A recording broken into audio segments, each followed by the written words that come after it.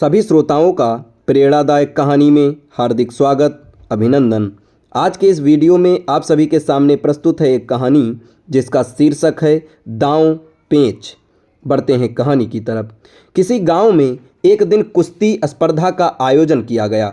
हर साल की तरह इस साल भी दूर दूर से बड़े बड़े पहलवान आए। उन पहलवानों में एक पहलवान ऐसा भी था जिसे हराना सबके बस की बात नहीं थी। जाने माने पहलवान भी उसके सामने ज़्यादा देर टिक नहीं पाते थे।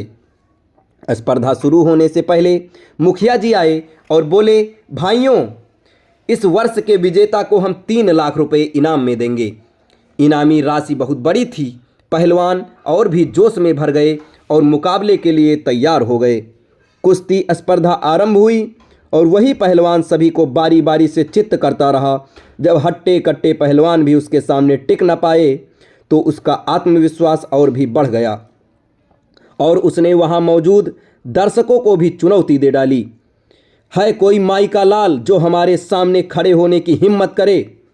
वहीं खड़ा एक दुबला पतला व्यक्ति ये कुश्ती देख रहा था।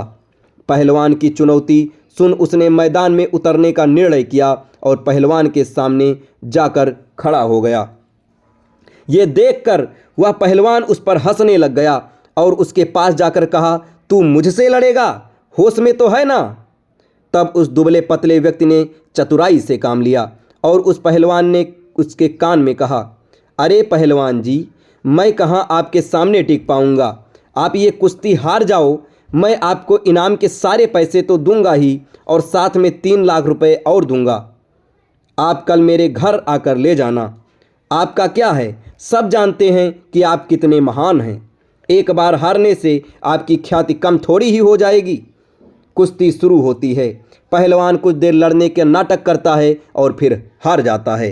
ये देख सभी लोग उसकी खिल्ली उड़ाने लगते हैं और उसे घोर निंदा से गुजरना पड़ता है। अगले दिन वह पहलवान शर्त के पैसे लेने उस दुबले व्यक्ति के घर जाता है और 6 लाख रुपए मांगता है। तब वह दुबला व्यक्ति बोलता है, भाई, किस बात के पैसे? अरे वही जो तुमने मैदान में मुझसे देने का वादा किया था। पहलवान आश्चर्य से देखते हुए कहता है। दुबला व्यक्ति हंसते हुए बोला, वह तो मैदान की बात थी जहां तुम अपने दांव पेच लगा रहे थे और मैंने अपना, पर इस बार मेरे दांव पेच तुम पर भारी पड़ गए और मैं जीत गया। दोस्तों, ये कहानी हमें सीख देती है कि थोड़े से पैसों के लालच में वर्षों के कड़े परिश्रम से कमाई प्रतिष्ठा भी कुछ ही पलों में मिट्टी में मिल जाती है और धन से भी हाथ धोना पड़ता है। अतः हमें कभी अपने नैतिक मूल्यों से समझौता नहीं करना चाहिए और किसी भी तरह के भ्रष्टाचार से बचकर रहना चाहिए।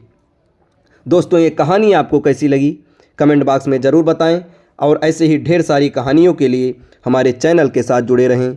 धन्यवाद।